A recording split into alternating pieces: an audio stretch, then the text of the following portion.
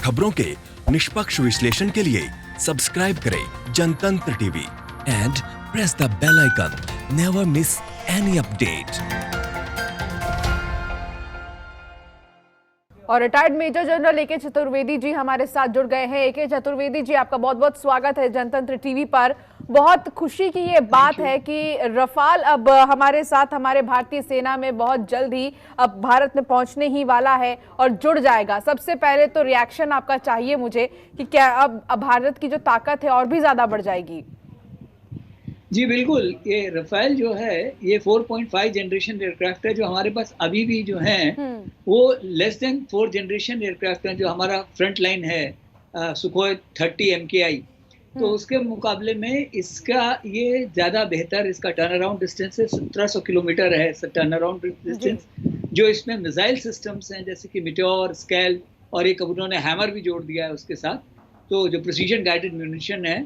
तो एक तो ये बहुत फायदा है इसका कि ये मतलब गेम चेंजर होगा क्योंकि मल्टीप्लायर है। एक और चीज़ जो बहुत ध्यान देने वाली बात इसमें बहुत ज़रूरी है कि अंबाला से मैंने जब ये टेक ऑफ करेगा तो क्योंकि ये मीन सी लेवल से बहुत करीब है तो ये फुल लोड के साथ टेक ऑफ कर सकता है एज अगेंस्ट चाइना जो कि इस वक्त होटान या नागरी गोरमो वहाँ से जो है वो सब हाई ऑल्टीट्यूड में है, तो वो पूरा फुल लोड के साथ टेक ऑफ नहीं कर सकते हैं। तीसरा, जो अगर इसका कंपैरिजन किया जाए तो किन एयरक्राफ्ट के साथ किया जाएगा? चाइना का J-20 जो कि अभी वेल नोन नहीं है, उसके बारे में बहुत ज़्यादा पता नहीं है, लेकिन जो उसके मिसाइल सिस्टम है वो जनरेशन 3 वाली है, उसका इंजन जनरेशन 3 वाला है, वेयर ये 4.5 जनरेशन है।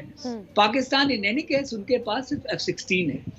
तो ये एयरक्राफ्ट अंबाला इतनी अच्छी लोकेशन है, यहाँ से 150 से 200 किलोमीटर पाकिस्तान बॉर्डर है और 400 से 500 किलोमीटर ये, तो हम जो है फुल लोड के साथ LAC या LOC तक जा सकते हैं और हमको टर्न अराउंड डिस्टेंस इतना ज़्यादा है कि हमको मिड एयर रिफ्यूलिंग नहीं करनी पड़ेगी, जबकि चाइना को मिड एयर रिफ्यूलिंग की ज़रूरत पड़ेगी। तो टू दैट एक्सटेंट ये बहुत अच्छा एडिशन है। एंड जैसा कि मैं अभी सुन रहा था कि आप लोग कह रहे थे 5 दिन में, मुझे लगता है कि 5 दिन में अगर कर ले तो एयरफोर्स के एक उनके कैप में फेदर होगा। नॉर्मली लोग महीने से 1.5 महीना बोलते हैं, टाइम लगता है किसी एक स्क्वाड्रन को बनने में, लेकिन 5 एयरक्राफ्ट अभी आए हैं। और मेरा अपना रिकमेंडेशन ये होगी कि गवर्नमेंट ऑफ इंडिया फ्रांस से बात करे और मिसेस दसौ से बात करे, तो इसको 5 को नंबर बढ़ाने की जरूरत है, क्योंकि 5 हमारे पास हो सकता है वेस्टर्न थिएटर में यूजफुल हो जाए, but what about eastern theatre, क्योंकि चाइना का कोई भरोसा नहीं, कल वो कोई गलत काम ईस्टर्न सेक्टर में भी कर सकता है। तो हाशिमारा को भी जल्दी से जल्दी हमारे ये एयरक्राफ्ट पहुंचने चाहिए। तो ये हमारा जो नेक्स्ट स्टेप गवर्नमेंट का होना चाहिए कि इनकी जो डिलीवरी शेड्यूल है जो 2023 तक है उसको घटा करके जितनी जल्दी हो सके उतना करने की जरूरत है। और इसमें जो बियॉन्ड विजुअल रेंज वगैरह मिसाइल्स हैं बहुत ही इफेक्टिव मिसाइल्स हैं, तो मेरे ख्याल में जो मिटेयर, स्कल और हैमर के जरिए ये अभी आराम से, और इसमें ये भी सुना जा रहा है कि जो इंडिया की अस्त्र मिसाइल है जिसकी 100 किलोमीटर रेंज है वो भी इसमें माउंट हो रही है। तो ये बहुत ही इफेक्टिव, जिसको कहते हैं कि 4-5 एयरक्राफ्ट के बराबर एक एयरक्राफ्ट होगा, ऐसा समझा जा सकता है अगर क्वांटिटेटिव टर्म में हम बात करें तो। जी, इससे पहले ए के चतुर्वेदी जी, चिनूक और अपाचे जैसे विमान हमारे भारत में आए थे और अब राफेल की बात कह रहे हैं, तो ये तीनों ही विमान, अब लड़ाकू विमान जो कि बेहद ही शानदार है, हर तरीके से भारतीय बेड़े में शामिल हो गए हैं, भारतीय सेना में शामिल हो गए हैं, तो इससे हम कहां पर यूज कर सकते हैं? जैसे अभी चाइना और इंडिया के बीच में लड़ाई चल रही है तो वहां पर कुछ विमानों का यूज कर सकते हैं हम, और कहां पर इनके एडजस्टमेंट कर सकते हैं? आपके ऑब्जर्वेशन के हिसाब से आपको क्या लगता है?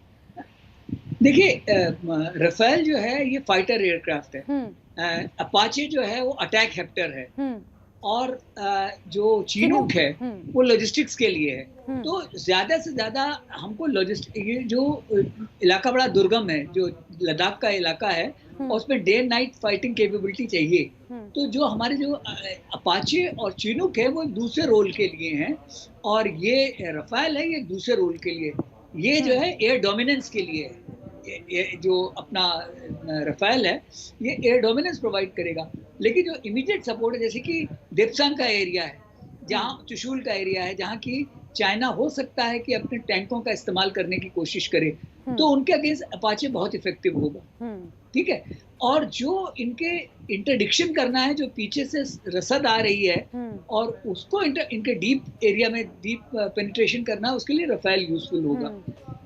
और अगर कोई उनका जो डॉग फाइट जिसको बोलते हैं ना, मल्टी रोल एयरक्राफ्ट है ये, तो अगर उनका एयरक्राफ्ट आया तो उसको अगर उड़ाना है तो वैसे लगातार राफेल को लेकर हम चर्चा कर रहे हैं कि आखिर भारत में राफेल की एंट्री के बाद से ही कितनी ज्यादा शक्ति और भी ज्यादा भारतीय सेना की बढ़ जाएगी, इसको लेकर लगातार हम चर्चा कर रहे हैं। हमारे साथ ए के चतुर्वेदी जी जुड़े हैं, रिटायर्ड मेजर जनरल, और हमारे साथ अमित माथुर जी भी जुड़ गए हैं जो कि रिटायर्ड मेजर जनरल है, उनसे हम बातचीत करेंगे। अमित जी, फिलहाल माफ कीजिएगा, अनुज जी हमारे साथ जुड़ गए हैं, अनुज माथुर जी। अनुज जी, अभी हम बात कर रहे थे ए के चतुर्वेदी जी से भी कि कैसे आखिर भारतीय शक्ति जो है, भारतीय सेना की शक्ति और भी ज्यादा बढ़ जाएगी राफेल की एंट्री के बाद से ही। लेकिन मैं आपसे ये समझना चाहती हूँ कि क्या हमारा फोकस सिर्फ हवाई सेना और हवाई शक्ति को बढ़ाने में ही है, क्योंकि हम लगातार देख रहे हैं कि चीन किस तरीके से अपनी समुद्री शक्ति बढ़ाने की कोशिश कर रहा है, तो इंडिया को थोड़ा सा समुद्री शक्ति बढ़ाने पर भी फोकस करना होगा। नहीं, बिल्कुल, आप बिल्कुल ठीक कह रही हैं, लेकिन ये सिर्फ राफेल का आना सिर्फ हवाई शक्ति बढ़ाने के लिए नहीं है। राफेल जो है एक ओमनी रोल एयरक्राफ्ट है। ओमनी रोल का अभी तक जो हम कहते थे कि एयरक्राफ्ट आर मल्टी रोल, जो कई रोल कर सकते हैं। ओमनी रोल का अर्थ है कि ये हर किस्म का रोल कर सकता है, न्यूक्लियर वेपनरी डिलीवर कर सकता है, जो कि इस क्षेत्र में कहीं भी किसी के पास भी नहीं। जो टेक्नोलॉजी राफेल की है वो टेक्नोलॉजी पूरे रीजन में किसी के पास नहीं है, चीन और पाकिस्तान। तो उसकी वजह से हमको ये एक बहुत बड़ा गेम चेंजर सिद्ध होगा हमारे उसमें ये राफेल विमान। दूसरी बात जो मैं बताना चाहता हूँ कि राफेल विमान सिर्फ एयर डोमिनेंस के लिए नहीं है। राफेल विमान जो है जमीनी सेनाओं को जिस प्रकार से, जिस एक्यूरेसी और इफेक्टिवनेस के साथ ये सपोर्ट कर सकता है, ये बहुत बड़ी बात है। तो आपको जब नजर आ रहा है कि हमारे पास राफेल विमान आ रहे हैं, तो ये राफेल विमान इज नॉट ओनली एयर पार, ये आपकी जमीनी सेनाओं को भी बहुत गहराई से सपोर्ट कर सकता है। दूसरा प्रश्न जो है आपका नेवी के बारे में। नेवी लगातार हम नेवी का मॉडर्नाइजेशन कर रहे हैं। पिछले कुछ समय में आपने देखा होगा बहुत सारे शिप्स हमने कमीशन किए हैं, और हम नेवी, जहां तक सवाल है, उसमें हम जो रीजनल कोऑपरेशन करना चाह रहे हैं उससे हमें बहुत अधिक फायदा मिलने वाला है। तो ये आप बात मान लें कि हमें समुद्र में डोमिनेशन करने के लिए हम पूरी तरह से कटिबद्ध हैं, अपने आप को मॉडर्नाइज कर रहे हैं, और पड़ोसी लिटरल नेवीज के साथ और यूएस, ऑस्ट्रेलिया, जापान के साथ हम लोग कोऑर्डिनेशन में इंडो पैसिफिक रीजन को डोमिनेट करने के लिए पूरी तरह से तैयार है। जी, ये तो बात हुई। यहाँ पर आखिर क्या ऑब्जर्वेशन कहता है अनुज जी आपका, और साफ तौर पर ए के चतुर्वेदी जी भी हमारे साथ जुड़े हैं। ए के चतुर्वेदी जी, आपके ऑब्जर्वेशन के हिसाब से आपको क्या लगता है इसके नेवी के बारे में? जी, हवाई शक्ति तो हम बढ़ा रहे हैं, लेकिन क्या अब हमें जरूरत है समुद्री शक्ति भी बढ़ाने की, क्योंकि हम देख रहे हैं कि चीन समुद्री जगहों से ही ज्यादा यहाँ पर कब्जा करने की कोशिश में जुटा है अभी। नहीं, इसमें आपको थोड़ा सा समझने की जरूरत ये है कि जो कॉम्प्रिहेंसिव नेशनल पावर होती है उसमें मिलिट्री एक एलिमेंट है, और जिसमें कि इंटीग्रेटेड एलिमेंट होना चाहिए। Army, navy, air force. जहां तक नेवी का सवाल है, आपने जो सवाल किया, नेवी हमारी सबसे ज्यादा एडवांस इंडिजिनस प्रोडक्शन में है। हमारे यहाँ एक अरिहंत क्लास सबमरीन हम बना रहे हैं, जो कि एक बन गई है, जो ऑलरेडी सर्विस में है, which is a nuclear powered SSBN है। दूसरा, जो उसके अलावा कलावरी क्लास जो है एक शिप हमारे यहाँ, शिवालिक क्लास स्टेल्थ शिप है। तो जहां तक चाइना का सवाल इंडियन ओशन में है, और 6 डिग्री चैनल जो कि उसकी, जहां से उसकी पूरी मैरीटाइम ट्रेडिंग होती है, तो इंडियन ओशन में अभी आपने देखा होगा निमित्ज के साथ हमने एक पासेक्स भी किया था, जो USS का एयरक्राफ्ट कैरियर था। तो वो था कि हम लोग इंडियन ओशन में इंडिया करेगा, और साउथ चाइना सी में उसको ऑलरेडी US ने उसको ब्लॉक कर रखा है। एंड ऊपर, उसके ऊपर आप जाइए ईस्ट चाइना सी में, जहाँ जापान और चाइना का, जापान, ताइवान एंड यूएस का कॉम्बिनेशन से, तो अभी वो काफी घिरा हुआ है इस वक्त। एंड इस दौरान हमने क्या किया, 2 और हमारे जो अच्छे हुए नेवी में, वो हमको बेस फैसिलिटी मिली है इंडोनेशिया में, एक हैनान जगह है, दूसरा कॉकस आइलैंड है जो कि साउथ इंडियन ओशन में है। तो वो 2 जगह से अंदर जाने की कोशिश करता है, मलाक्का और सुंदा, और दोनों में हम लोग जो है उसको डोमिनेट कर रहे हैं। और इसके अलावा जो क्वाड है कि यूएस, जापान, ऑस्ट्रेलिया और इंडिया, इनकी कॉम्बिनेशन हो गया है। एयरफोर्स का हमने गुआम से किया। तो इसलिए जहां तक नेवी का सवाल है, आज की तारीख में हम बेटर पोजीशन में हैं। और जब एयर पावर की हम बात करते हैं, एयर और आर्मी का मिला करके, तो हमें इसमें 2 चीजें नहीं भूलनी चाहिए, C-17 ग्लोबमास्टर और C-130, ये जो 2 एयरक्राफ्ट आए हैं कि कितनी आसानी से हम फोर्स को स्विच कर सकते हैं। तो ये दोनों plus Apache plus Chinook plus Rudra जो हमारा अपना हेलीकॉप्टर है, अटैक हेप्टर,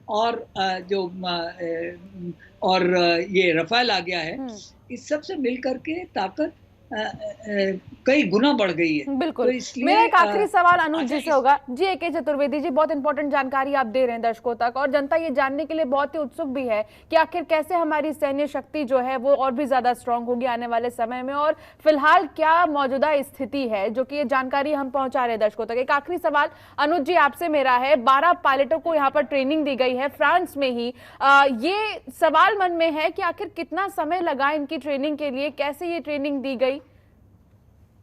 ये ट्रेनिंग, ये काफी समय से ये लोग हमारे जो पायलट्स हैं जो कि रफाल एयरक्राफ्ट को लाने वाले थे और यहाँ पर आकर के उनको ऑपरेट करने वाले हैं, ये लोग वहाँ पर काफी समय से फ्रांस में मौजूद हैं और इन्होंने बहुत गहराई से और बहुत इफेक्टिव तरीके से अपनी ट्रेनिंग पूरी करी है। और ये स्वयं हमारे पायलट इनको उड़ा करके अंबाला एयरबेस में ला रहे हैं। जहाँ तक प्रश्न ट्रेनिंग का है, ट्रेनिंग बिल्कुल बेहतरीन तरीके से और परफेक्ट ट्रेनिंग हमारी समाप्त हो चुकी है।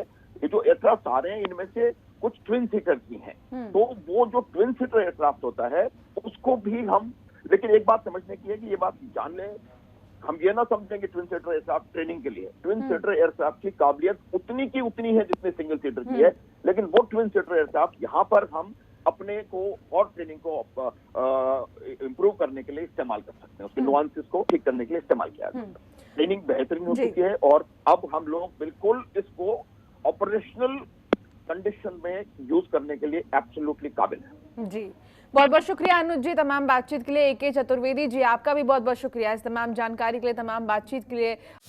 खबरों के निष्पक्ष विश्लेषण के लिए सब्सक्राइब करें Jantantra TV and press the bell icon. Never miss any update.